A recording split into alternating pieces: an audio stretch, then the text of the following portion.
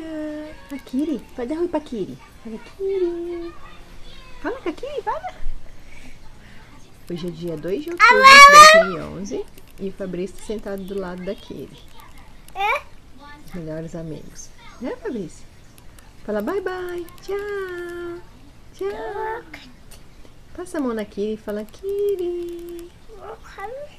É, Kiri? É a Kiri. É. Devagarinho, gentil. Gentil, né? Isso, passa a mão na Kiri. Que linda, né? É. Seu carro? É. Esse é o castelo da Giovana. Deixa o castelo aí. Senta. Senta. Fabrício, você vai bater na Kiri com o castelo. Olha lá, coitado da Kiri. Fabrício, cadê o príncipe? Cadê o príncipe? Hã? É.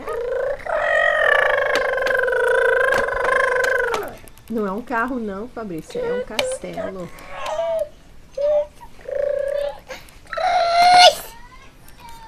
Pum! Bateu? Olha lá ele querendo pôr a cabeça perto daqui. Olha lá. É, Fabrício, mas coitadinha da Kiri. Tira o castelo de cima dela, tira. Tira, Fabrício. Olha lá, a Kiri tá fugindo. Ih, lá vai a Kiri. Fabrício, dá oi pra Kiri, dá? Olha a Kiri. Passa a mãozinha na Kiri, passa. É, Kiri. É Kiri. Põe a cabecinha perto da Kiri. Põe, Fabrício. Põe a cabeça perto da Kiri. Agora ele vai querer subir na televisão. Olha só. Negativo, Fabrício. Olha ele no rec da TV. Fabrício, você vai cair daí. Desce. Beirado do sofá, ó. Desce daí. Desce. Fabrício. Bis. Tchau. Tchau. Tchau. É, dá tchau de novo. Dá tchau já? Dá tchau. Tchau. Fabrício, dá tchau. Ah, você vai ler agora? Vai ler ou vai rasgar o livro da Giovana? É? Ah!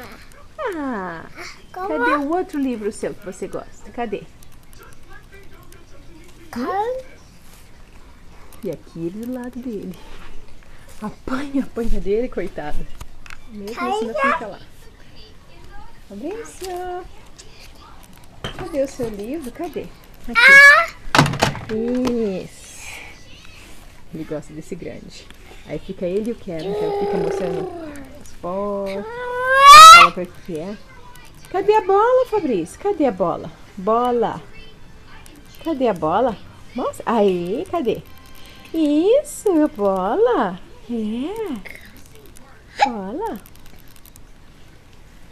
É. Isso, tchau. Tchau. Tchau. Dá tchau de novo, dá? Tchau. Tchau.